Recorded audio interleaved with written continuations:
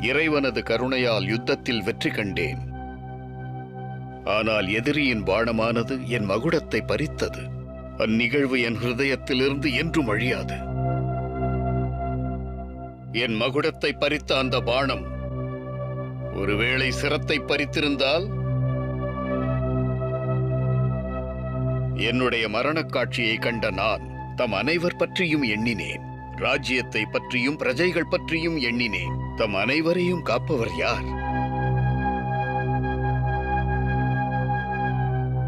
அரண்மனை வாழ்வினாலோ அரியணையில் வீற்றிருப்பதாலோ வீரரும் மந்திரியரும் உடனிருப்பதாலோ ஒருவன் அரசனாகிவிட இயலாது. ராஜ்யத்தில் வாழும் பிரஜைகளாலேயே ஒருவன் அரசனாகிறான். அவர்களே அவனை அரசனாக ஏற்கின்றனர். கொற்றவன் தமக்கு உற்றவன் என்றெண்ணி வேதனையை